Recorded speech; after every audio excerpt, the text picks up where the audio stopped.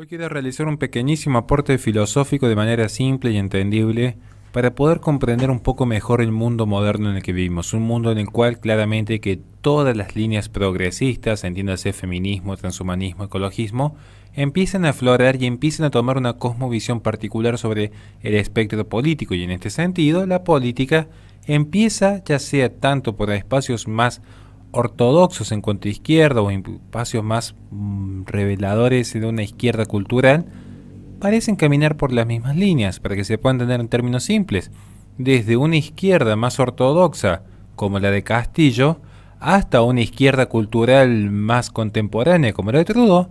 Hay ciertos elementos en los que parecen confluir temas propios de la agenda de género, temas propios de la Agenda 2030, temas propios incluso de la apertura del cientificismo transhumanista.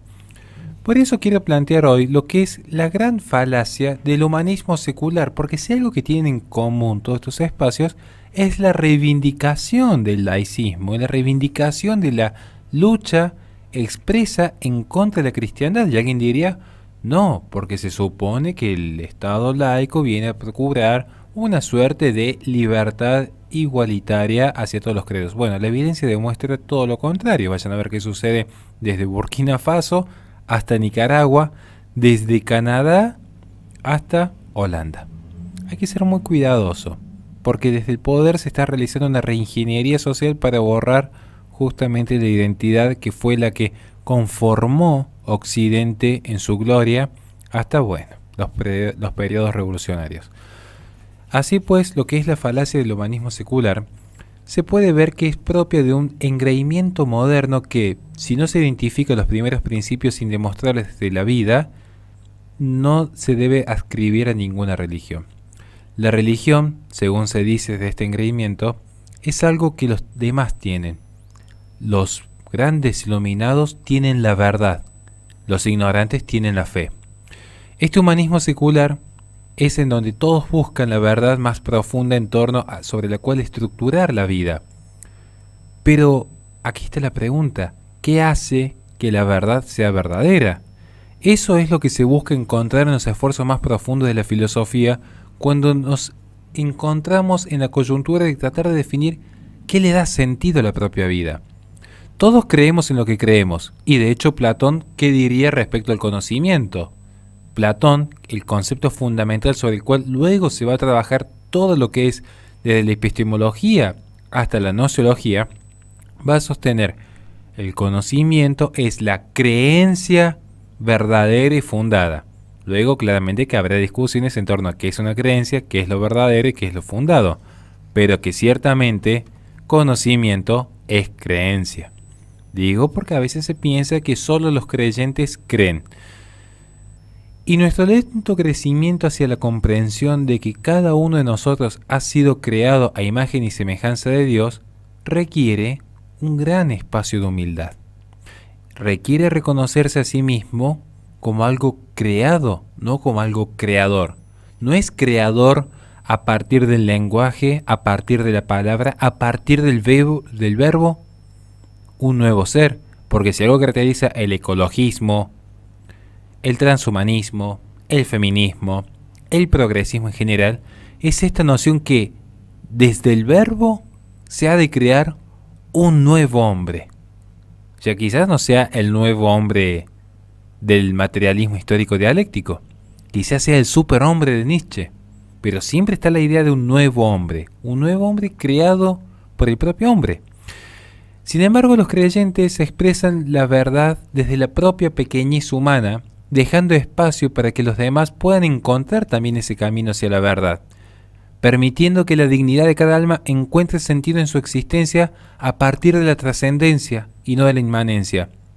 Curiosamente, el creyente abraza la libertad, abraza la dignidad, siempre en búsqueda de no imponer, sino de contemplar e invitar. Se deja siempre el ámbito de la religión fuera de la necesidad del poder coercitivo del Estado, algo que muchos olvidan, o que mejor dicho, han desdibujado respecto a la edad de la cristiandad en un milenio, tiempo por demás pacífico en comparación a la cantidad de guerras que hubo del siglo XVI en adelante, donde la ilustración sí se hizo presente. y se hizo presente justamente generando el Estado absolutista.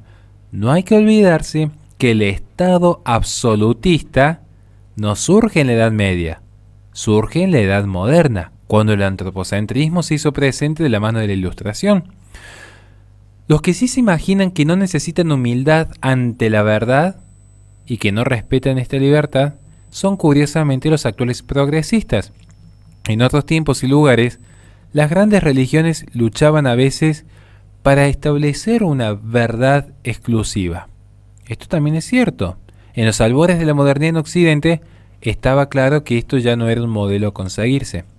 Sin embargo, curiosamente estas religiones no eran precisamente las cristianas. Podría citar un simple ejemplo: las 23 facciones que se hallan sobre la costa, sobre el espacio occidental de China, que son facciones budistas, en las cuales se encuentran en este momento en una cruenta matanza.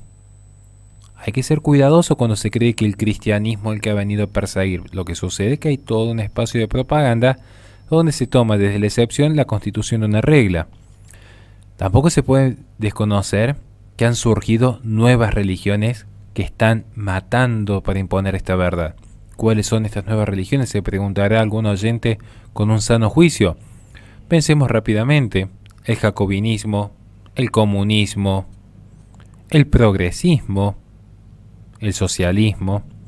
Son nuevas religiones que renovaron la pretensión de la verdad absoluta que justificaba el poder coercitivo absoluto, propio de la modernidad. Estas nuevas religiones que dejaron un paso más cerca del hombre hacia la miseria y la muerte en los peores excesos que se han visto, particularmente en el siglo XX, sin desconocer las revoluciones del siglo XVIII. Hace algunos años hay que considerar que este fenómeno se profundizó, pero con una particularidad, quizás de manera más sutil. En este momento ya no se habla de una explotación de la esclavitud mediante el poder coercitivo, sino una explotación de la libertad, pero no deja de ser, en ese sentido, curiosamente, una explotación. En la vida uno se va dando cuenta que la mayor parte de nuestras reflexiones tienen que ver con la consecución de aquellos objetivos necesarios y temporales para esta vida respecto a las grandes incógnitas: el quién soy, el para qué soy, el cómo soy. Incógnitas que la fe puede dar una respuesta sin necesidad de acudir a cosificar al ser humano. Mientras tanto, estas nuevas religiones van a empezar a cosificar al ser humano y materializarlo. Lo van a empezar a cosificar ya sea desde el mercado, vendiendo valores morales, como hacen ciertas empresas transnacionales, o desde el Estado, cosificándolo a ser una determinada etiqueta de acuerdo a accidentes. Ya no hay un esencial universal y trascendental, la humanidad. Ahora va a haber una subclasificación, una categorización que es propia del primer grado de discernimiento, propia de la categoría de las ciencias empíricas. Entonces, así como uno podría distinguir el caballo del perro del gato, y hace una categorización abstracta donde no importa si un caballo es de color marrón o blanco, tiene características de un equino, es equino. Así también el ser humano es categorizado. Ya no hay una humanidad. Lo que hay es un hombre blanco, heterosexual, capitalista, cristiano. Vamos a ver que empezamos a hacer una serie de categorías que van reduciendo al ser humano cada vez más a ser un mero átomo, una mera unidad de consumo y producción, un mero contribuyente. Termina siendo el poder el que define quién es quién. El poder va a definir desde el Estado, ciudadano, no ciudadano. Si de repente es una persona que recuerda un pasado o recuerda un futuro a un eterno presente como que se vive, aparecerá el aborto, aparecerá la eutanasia. Si es un ser humano que sufre, la legalización de las sustancias. Es una sociedad paliativa. Pero también el mercado va a contribuir en este sentido. El mercado va a decir, de acuerdo a lo que consumes, es tu grado moral. Si consumes estos productos, has abrazado la diversidad, la teoría crítica de la raza, el descolonialismo, solo si consumes estos productos. Sentimos en algún momento que hay algún significado subyacente en este mundo los que creemos en Dios, que tiene una razón que va más allá de lo material. Los que somos creyentes pensamos que no todo es un mero arbitrio aleatorio de del cosmos, que hay un algo más, que hay un sentido ese de ser. En el ámbito de la fe en el que nos ocupamos es esencialmente del campo axiomático, la carga de valores. Algo que va más allá de la demostración empírica. Pero no por eso dejamos de reconocer que nuestra vida está acaparada también por el orden material. Pero esto no implica desconocer el orden sobrenatural. Nuestra vida es una vida racional y tiene un propósito, y el propósito no es algo corroborable empíricamente. Sin embargo, los fundadores de las nuevas religiones desconocen este espacio metafísico, y esto se ve mucho en la posmodernidad. Es el fin de la metafísica, es quedarse solo con lo sensible. No en vano, hoy se empieza a hablar incluso de los derechos de los seres sintientes. Solo importa el sentir. Y si de repente, como es propio de las ideologías, esta ciencia de las ideas, diría de Stud de Tracy, un niño se puede predecir que va a sufrir, mejor que no nazca. Y si una persona mayor no encuentra un sentido a su sufrimiento, ¿para qué va a vivir? Hay que sacrificarla como se sacrifica una mascota cuando ya está llegando a sus últimos años. ¿Por qué? Porque ya ha perdido valor ontológico el alma racional e individual de la persona. Es tomada la persona en su especie. Mientras la especie no se extinga, nada que reprochar por este mundo moderno y sus nuevas religiones. Por eso es interesante ver cómo se ha ido gestando de a poco una nueva religión, pero con una particularidad. Porque aquí, si uno ve cómo se han constituido incluso los estados modernos, se empieza a trabajar en la separación de la fe, no solo del poder político, sino separar la fe de la realidad. La única fe que debe imperar es la que imponen las ideologías. La única fe que debe importar es aquella en la cual, de manera coercitiva, se empieza a generar una nueva realidad en la cual no existe el alma, no existe la forma. Algo que en filosofía no duraría un solo segundo en un debate profundo. ¿Cómo puede haber si no acaso materia prima? Es imposible conocer la materia prima en su absoluto. Toda materia está dada ya por la forma tal como la conocemos nosotros. No podemos conocer una materia sin forma. Es imposible. Y sin embargo, aquí tenemos a todos estos grandes pensadores. Pensemos rápidamente: Simone de Beauvoir, Eric Pianka, Peter Singer, Garrett Hardin, Kate Millett, por tomar algunos elementos feministas o ecologistas. Van a desconocer esa esencia del ser humano, ese valor ontológico de su alma, ese valor en su individualidad, ese sentido de trascendencia. Van a terminar cayendo en un inmanentismo, tal como Jean-Paul Sartre, en un nihilismo absoluto. No se está privilegiando en este sentido la fe que hizo grande a Occidente, la tradición que hizo grande a esta parte del mundo. Se cae en un relativismo, pero con una particularidad: es todo relativo menos el absoluto que plantean los relativistas. Todas las expresiones de fe, particularmente la cristiana, son malas. Toda expresión ideológica es buena, siendo que las ideologías no pueden dar las respuestas que sí puede dar la fe. Y sobre todo porque la fe tiene todavía ese espacio de humildad y de reconocerse que somos seres pequeños en la infinidad del cosmos y en la infinidad del primer motor inmóvil. Aquí se plantea que de la nada algo surge, y que este algo que surge es un ser pensante, perfecto en sí mismo, capaz de crear, y capaz de crear un nuevo hombre, en el cual hay que creer. Y si no se cree, vendrá el apocalipsis, y si se cree en este nuevo hombre, vendrá el paraíso.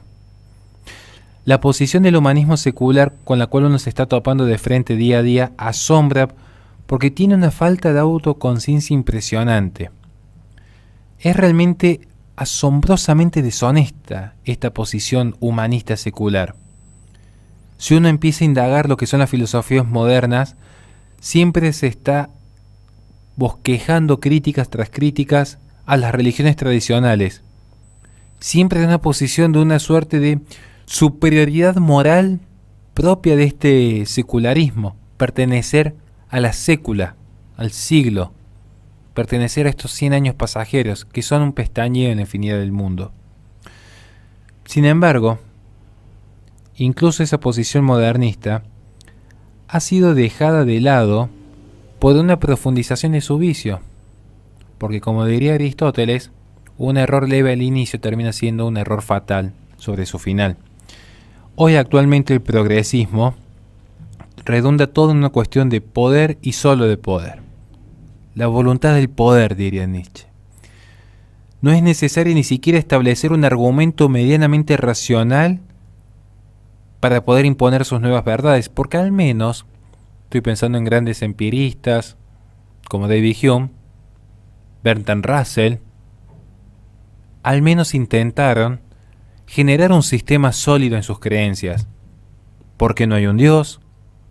¿Por qué no hay un conocimiento objetivo de lo que es bueno, bello y cierto? ¿Por qué no hay un sentido de trascendencia del alma? Al menos intentar dar una respuesta sofisticada. Pero actualmente no interesa el argumento racional. No interesa ya ni siquiera el orden natural, menos todavía el orden divino. Simplemente interesa imponerse en el orden y en el orden político. El progresista actual ni siquiera se molesta en engañarse a sí mismo. Él sabe que defiende una mentira.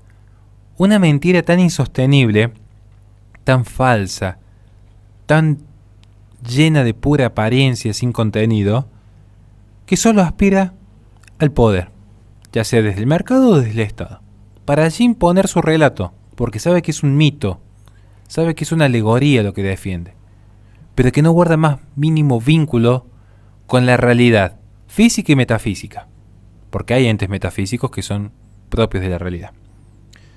Por eso cierro diciendo que no se puede evitar tener que uno enfrentarse a estos grupos de poder ideologizados que se han creado actualmente, que son la nueva religión de la posmodernidad, que tienen prácticas totalitarias ciertamente, pero a diferencia de los totalitarios del siglo XX, que al menos gozaban de una mínima formación filosófica y política, los actuales no son más que meros niños caprichosos, engreídos, que se autoproclaman y se autoperciben sabios, y que sin embargo son incapaces de debatir a fondo su humanismo secular, porque saben que no lo pueden defender, porque no han tenido un proceso de formación, han invertido el tiempo de su vida solo en alcanzar el poder, e imponer sus verdades, como dicen ellos, desde el poder, porque desde la razón no podrían.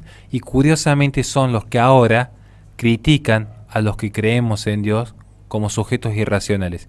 Vaya ironía la del mundo moderno que nos toca vivir. Nada más y muchísimas gracias.